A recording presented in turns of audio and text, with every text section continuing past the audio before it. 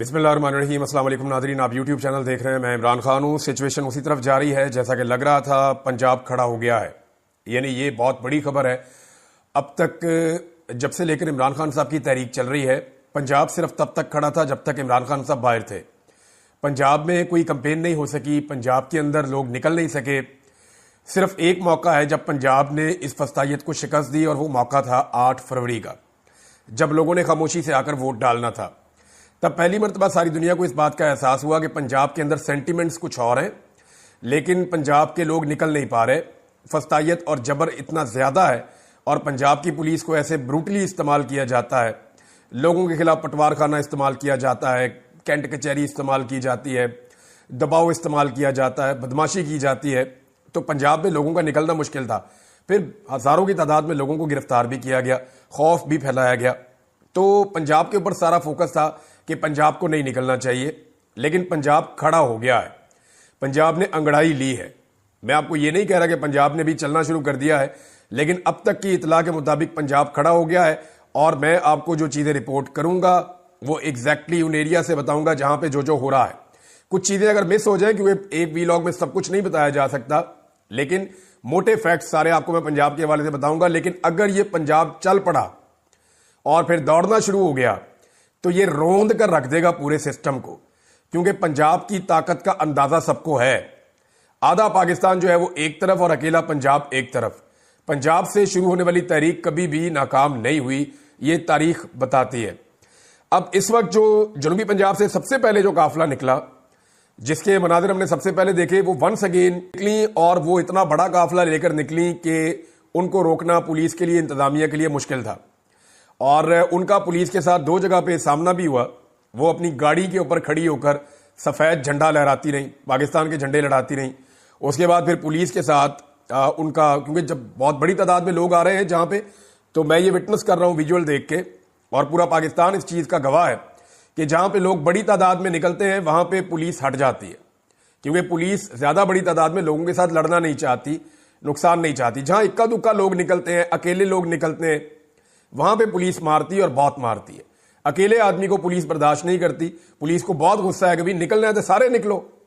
یہ 2-2 4-4 کر کے جو نکلتے ہیں نا، پولیس پھر اپنا غصہ اتارتی ہے کہ آپ کو نکلنا ہے تو پوری قوم بن کے نکلو، یہ 2 4 6 10 یہ کیا ہے، پھر پولیس مارتی ہے۔ تو معاملہ یہ ہے کہ جہاں پہ لوگ زیادہ بڑی تعداد میں نکلتے ہیں وہاں پولیس خوش ہوتی ہے، پولیس رستہ دیتی ہے، پولیس جانے دیتی ہے، اور یہی مناظر میں ابھی تک دیکھ رہا ہوں۔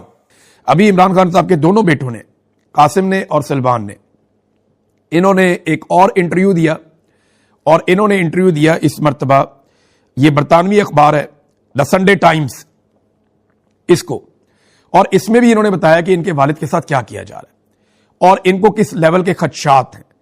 انہوں نے بتایا کہ کس طریقے سے ان کے والد کو ناکردہ جرائم کی سزا دی جا رہی ہے اور کس قسم کے حالات میں رکھا گیا ہے۔ حتیٰ کہ ایک جملہ جو ہیڈ لائن بنا اس خبر کا وہ یہ ہے کہ وہ ہمارے والد کے ساتھ وحشیانہ سلوک کر رہے ہیں، اور ایگزیکٹلی یہی ہو رہا ہے۔ پاکستان میں کبھی کسی سیاسی لیڈر کے ساتھ اس قسم کا گھٹیا سلوک نہیں کیا گیا جس قسم کا گھٹیا اور بیہودہ سلوک عمران خان صاحب کے ساتھ کیا جا رہا ہے۔ یعنی ابھی تازہ خبر میں آپ کو بتاتا ہوں، یہ تصویر آپ دیکھیں، یہ عمران خان صاحب کے کپڑے پڑے ہوئے ہیں، یہ ان کی جرسی ہے، جیکٹ ہے، یہ باقی کپڑے ہیں، یہ بیگ کے اندر ان کے گرم کپڑے ہیں۔ یہ چیزیں عمران خان صاحب تک کو پہنچانی ہیں۔ نومبر کے مہینے میں کوششیں شروع ہوئی کہ کیونکہ سخت سردی آ رہی ہے لہذا عمران خان صاحب کو گرم کپڑے اور سامان پہنچایا جائے۔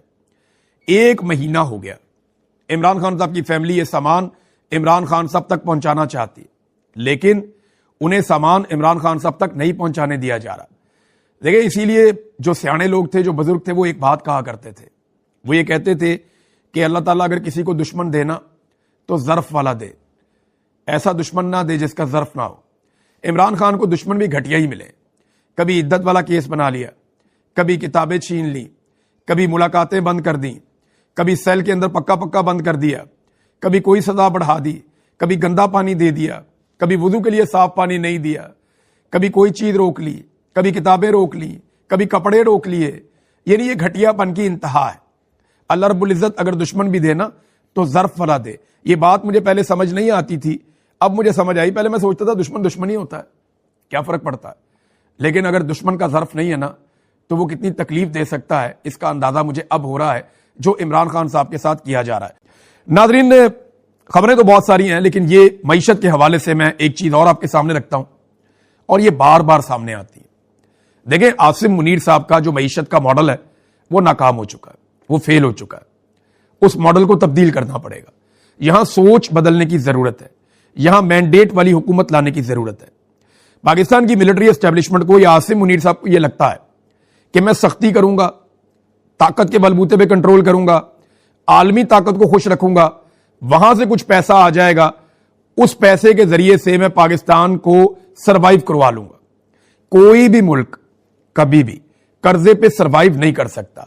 اگر پاکستان نے سروائیو کرنا ہے تو یہ بات یاد رکھیے گا، پاکستان کو پیسہ جنریٹ کرنا پڑے گا، اس کے بغیر پاکستان سروائیو نہیں کر سکتا۔ یہ ممکن نہیں ہے کہ کوئی ملک سروائیو کرے خود سے پیسہ جنریٹ کیے بغیر۔ ناظرین، سب سے پہلے قومی کانفرنس، کیونکہ وہ مکمل ہوئی، اور کل والا ویلاگ جب میں نے کیا رات کو تو تب تک اس کا اعلامیہ نہیں آیا تھا۔ اب صورتحال میں آپ کے سامنے رکھتا ہوں۔ جو مین چیز ہے اس قومی کانفرنس میں، ایک مرتبہ پھر حکومت کے ساتھ مذاکرات کی بات کی اپوزیشن نے۔ ایسا لگتا ہے کہ یہ ایک مرتبہ پھر حجت تمام کر رہے ہیں کہ اگر بات چیت کرنی ہے تو بات چیت کی جائے اور بات چیت کے ذریعے سے حل نکالا جائے۔ لیکن جب بھی کوئی پولیٹیکل پارٹی یا پولیٹیکل پارٹیز کا ایک اتحاد وہ بات چیت کی طرف جاتا ہے تو سب سے پہلے جو چیز سامنے رکھی جاتی ہے وہ مطالبات۔ تو یہاں پہ کچھ مطالبات سامنے آئے قومی کانفرنس میں۔ ویسے بڑی تقاریر ہوئی، بڑی جذباتی تقاریر ہوئیں، کچھ صحافی ہیں انہوں نے بڑے اچھے نقطے اٹھائے۔ میں سن رہا تھا مطیع اللہ جان صاحب کو، صدیق جان صاحب نے بڑی اچھی بات کی ججز کے حوالے سے، کہ جو ججز ہیں انہیں خراج تحسین پیش کیا جانا چاہیے، جو ڈٹ کر کھڑے ہیں، اور جس طریقے سے عدلیہ کو خراب کیا گیا پاکستان میں آئینی ترامیم کے ذریعے سے عدلیہ کی آزادی اور اس کی سپیس چھین لی گئی، اس پہ بات کی۔ کچھ جو سیاستدان ہیں انہوں نے بڑی شاندار بات کی۔